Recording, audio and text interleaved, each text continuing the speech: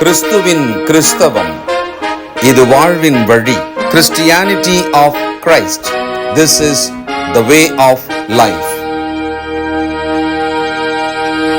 பரிசுத்த ஆண்டவர் இயேசு கிறிஸ்துவின் இனிய நாமத்திலே உங்களை வாழ்த்தி வரவேற்கிறேன். ஞானோபதேசம் வாய்ஸ் டீச்சிங் வழியாக உங்களை சந்திப்பதிலே மகிழ்ச்சி. ராஜாவின் முன்னின்று துஷ்டரை நீக்கிவிடு. எப்படி இதை ஆரம்பித்தோம்? வெள்ளியை நின்று களிம்பை நீக்கிவிடு. தட்டானால் நல்ல உடைமைகளை செய்ய முடியும். அப்போ ராஜாவின் நடுவிலே, அவருடைய அரண்மனையிலே, அவருக்கு அருகிலே துஷ்டன் ஒருவன் இருப்பானால் அவனுக்கு அங்கே பேசக்கூடிய வாய்ப்பு, பழகக்கூடிய வாய்ப்பு இருக்கும். ஒரு அதிகாரியாகவோ ஒரு அமைச்சராகவோ அப்படி ரொம்ப ஒரு க்ளோஸ் நெட் சொல்றாங்களே, அப்படி இருந்தான்னா அந்த துஷ்டன் பலரை கெடுப்பான். அங்கே நீதி மிக சரியாக பரிபாலனம் செய்ய முடியாதபடிக்கு ரூல் பை ரைச்சியஸ்னஸ் அவன் கெடுத்துருவான்.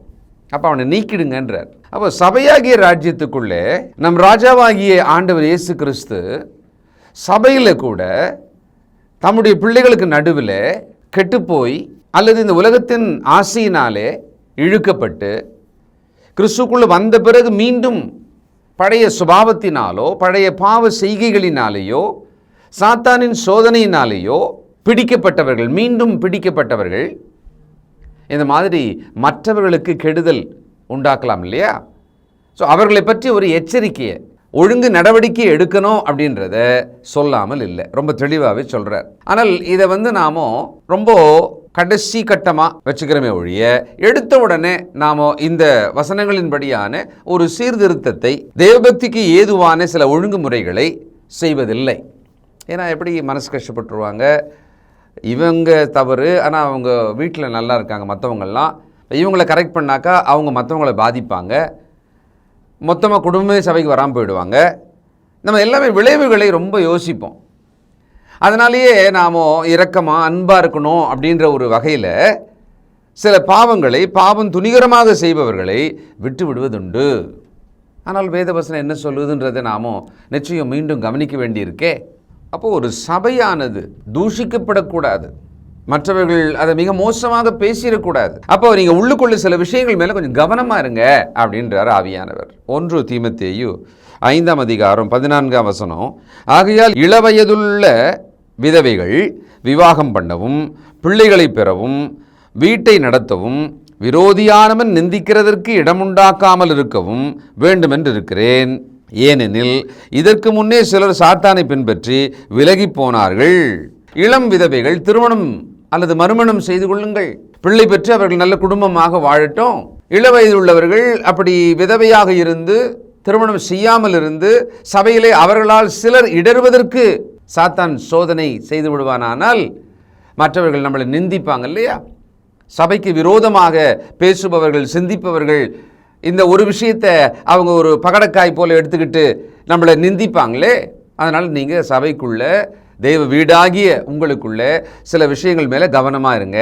அதில் ஒரு விஷயத்தை இப்போ சொல்கிறார். அடுத்தது 6 தீமோத்தேயு 1 தேவனுடைய நாமமும் உபதேசமும் தூஷிக்கப்படாதபடிக்கு அடிமைத்தன நுகத்துக்கு உட்பட்டிருக்கிற வேலைக்காரர் யாவரும் தங்கள் எஜமான்களை எல்லா கனத்துக்கும் பாத்திரரா என்று எண்ணிக்கொள்ள கடவர்கள்.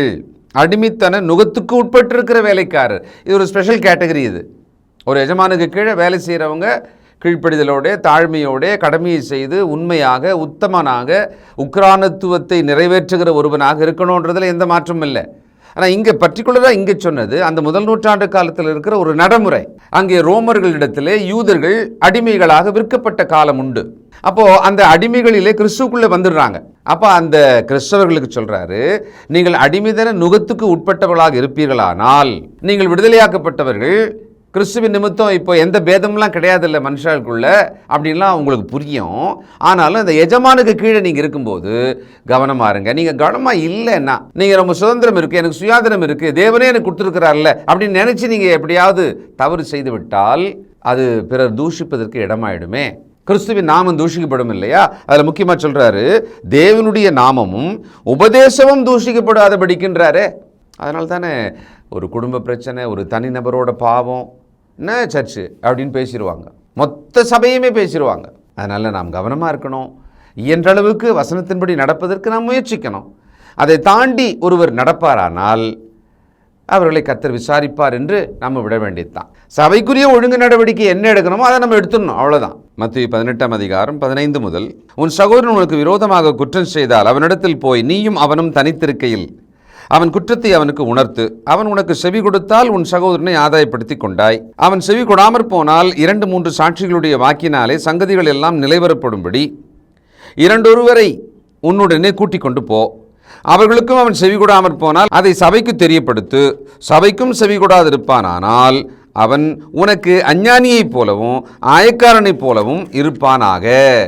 அப்போது சபைக்குள் இருக்கிற சகோதரன் நடுவிலே ஒரு குற்றம், அது தனிநபருக்காகிய 2 பேருக்கு நடுவில் நடக்கிறதுன்னு வச்சுக்கோங்களேன். ஒரு நபருக்கு புரியுது, அவர் தப்பு பண்ணிட்டாரு, இருந்தாலும் நம்ம சகோதரனாச்சே, நான் மன்னிக்கிறேன், நீங்கள் அதை சரி பண்ணிடுங்க அப்படின்னு சொல்கிறதுக்கு இவர் முயற்சி பண்ணுறார். ஆனால் அவர் முரட்டாட்டமாக இருக்கிறார். நீங்கள் தனியாக போய் உட்காந்து பேசுங்க முதல்ல. அவர் இல்லை நான்லாம் கரெக்டு தான் அப்படின்னு சாதிக்கிறாருன்னு வச்சுக்கோமே. அவர் அப்படியே 4 பேர்கிட்ட பேசுவார், நான் சரி தான் அவங்க தான் தப்புன்றதை அவர் பேசிகிட்டே இருப்பார். ஏன்னா தன் நியாயத்தை நிலைநிறுத்தணுமா இல்லையா, தனக்கான சப்போர்ட் அவர் தேடிட்டே தான் இருப்பார். அப்போ அடுத்த ஸ்டெப் என்ன சொல்கிறாரு, 2-3 பேரை நீ கூட்டிகிட்டு போப்பா, போயிட்டு உட்காந்து பேசுங்க. அதுக்கு செவி கொடுத்து சரி நான் ஃபீல் பண்ணுறேன், இப்போ சாரி நான் இந்த மாதிரி செய்ய மாட்டேன் அப்படின்னு சொல்கிறாருன்னு வச்சுக்கோமே, விட்டுருங்க. அதுக்கும் கேட்கலன்னா சபைக்கு தெரிவியுங்கள். இந்த குற்றத்தில் இந்த சகோதரன் இருக்கிறார், இவர் இதை பரவி கொண்டிருக்கிறார், இதனாலே தன்னை நியாயம் என்று சொல்லுகிறார், வசனத்தின்படி இது தவறாக இருக்கிறது, தனியாக போய் பேசினோம் சரியாகவில்லை, 2-3 பேரோடு பேசினோம் சரியாகவில்லை, அதை சபைக்கு தெரிவிக்கிறோம். இது சர்ச் டிசிப்ளின் வருது இல்லைங்களா, அதில் இந்த ஒரு முறையை ஆண்டவரே நமக்கு சொல்லி கொடுத்துருக்கிறார். இதை நாம் மனசில் வச்சுக்கணும். அதனால் என்னென்னா, ஒரு ஊழியக்காரனானால் இதை எப்படி செய்யணுன்றதில் கவனமாக இருக்கணும். ஒரு விசுவாசிகளானால் நாம் இந்த மாதிரி ஏதாவது தவறு செய்து அதெல்லாம் இல்லைன்னு சொல்லி சாதிக்கலாமா? தனிநபராக ஒருவர் நம்மிடத்தில் அதை சொல்லும் பொழுதே நாம் அதை சரி செஞ்சுக்கலாம்ல. சரி, அதை தாண்டி 2-3 பேர் வரும்பொழுது கூட நாம் மனம் திரும்பி நம்மை மாற்றிக்கொள்ளலாம் இல்லையா? மன்னிப்பு கேட்கணுன்னா கேட்கலாம், கொடுக்கணுன்னா கொடுக்கலாம். நாம் இனி அந்த தவறை செய்யாதபடிக்கு, அல்லது நம்மை நியாயப்படுத்துவதற்காக பலரை கரைப்படுத்தாதபடிக்கு நாம் கவனமாக இருக்கலாம் இல்லையா? இப்போ 2 சாராருமே கவனிக்க வேண்டியிருக்கிறது. ரோமர் 16-17 நம்ம ஏற்கனவே இந்த வசனத்தை பார்த்தோம், இருந்தாலும் கவனிப்போம். அன்றியும் சகோதரரை, நீங்கள் கற்றுக்கொண்ட உபதேசத்திற்கு விரோதமாய் பிரிவினைகளையும் இடர்களையும் உண்டாக்குகிறவர்களை குறித்து. இப்போ முக்கியமான பாயிண்ட் என்னென்னா, உபதேசத்துக்கு விரோதமான பிரிவினைகளை உண்டாக்குபவர்கள், விரோதமான போக்கை உண்டாக்குபவர்கள், அதான் இங்கே நோக்கம். யாருக்காக இந்த விஷயத்தை பேசுகிறாருன்னா இதுதான். எச்சரிக்கையாக இருந்து அவர்களை விட்டு விலக வேண்டும் என்று. ஏன்னா அவங்களுக்கு எவ்வளவு சொன்னாலும் கேட்கல, அவங்க சபையில் பிரிவினைகளை உண்டாக்க முயற்சி செய்து கொண்டிருக்கிறார்கள், அவர்களை விட்டு நீங்கள் விலகுங்கள் அப்படின்றார். அதுதான் அவர்கள் மனம் திரும்புவதற்கு, அவங்க சிந்திப்பதற்கு ஒரு காரணமாக இருக்கலாம்னு தேவ ஞானம் நமக்கு சொல்லுகிறது. நம்ம என்னன்றா அப்படி விலகிட்டோம்னாக்கா அவங்க அப்படியே போயிடுவாங்க. நம்ம ஞானம் இது, நம்ம பயம் இது. அப்போ நாம் தேவ ஞானத்தின்படி தான், அவர் சொல்கிறதின்படி தான் நாம் நடந்தாகணும். அதை அவர் பார்த்துக்குவார். இந்த சபையிலே இவ்விதமாக இருக்கும் சில ஒழுங்கற்ற விஷயங்களை சரி செய்யணும் அப்படின்றது பரிசுத்த ஆவியானவர் நமக்கு கொடுத்திருக்கிற கட்டளை. பாருங்க, எபேசியர் 4:12, பரிசுத்தவான்கள் சீர்பொருந்தும் பொருட்டு சுவிசேஷ ஊழியத்தின் வேலைக்காகவும் கிறிஸ்துவின் சரீரமாகிய சபையானது பக்தி விருத்தி அடைவதற்காகவும். அவர்கள் கிறிஸ்துக்குள்ளே கீழ்ப்படிந்தவர்கள் தான் சபையாக, ரட்சிக்கப்பட்டவர்கள் தான் சபையாக கூடி வர்றோம், தேவனை தொழுது கொள்கிறோம். அங்கே 2 முக்கியமான விஷயம் தேவைப்படுதான். அது மேலே நாம் ரொம்ப கவனமாக அதுக்கான என்ன வேலை செய்யணுமோ அதை செய்யணுமா, அதுக்கான ஆட்கள் சரியாக இருக்கணுமா. என்னது அது? சீர் பொருந்துதல், அடுத்தது பக்தி விருத்தி, சுவிசேஷ வேலை, 3வதாக அதையும் கூட நம்ம எடுத்துக்கலாம். ஏன்னா ஒரு சபையானது ஆக்டிவாக உள்ளுக்குள்ளே செய்ய வேண்டியதையும் வெளியில் போய் செய்ய வேண்டியதையும் கவனமாக வச்சுக்கணும். இந்த சர்ச் டிசிப்ளின் எப்படி ஒரு அரசாங்கத்துக்குள்ளே ஒரு டிசிப்ளினை ஞானம் சொல்லி கொடுக்கிறது, ராஜாவின் முன்னின்று துஷ்டரை நீக்கிவிடு. அதே மாதிரி சபையின் நடுவில் மற்றவர்களை கரைப்படுத்தி பிரிவினை உண்டாக்கி தேவனுடைய நாமத்துக்கும் உபதேசத்துக்கும் தூஷணங்களை கொண்டு வருவதாக ஏதாவது செயல்பாடு இருக்குமானால், குற்றம் இருக்குமானால், அதை நீங்கள் முறையாக இந்த வகையில் சரி செய்து விடுங்கள். அப்போது ஏன் அப்போஸ்தலர், தீர்க்கதரிசிகள், மூப்பர், போதகர், சுவிசேஷகர், உதவிக்காரர்கள் இப்படியெல்லாம் ஏன் எல்லாருமே இருக்கணும் சபையில்? ஒரு ஆஃபீஸ் மாதிரி ஏன் இவங்கள்லாம் நியமிக்கப்படணும்னு சொன்னால் இந்த விஷயங்களுக்கு தான். பக்தி விருத்தி அடைவது, அடுத்தது சீர் பொருந்த பண்ணுவது. அப்போ பரிசுத்தவான்களுக்குள்ளேயே சீர் பொருந்துதல் தேவைப்படுகிறது.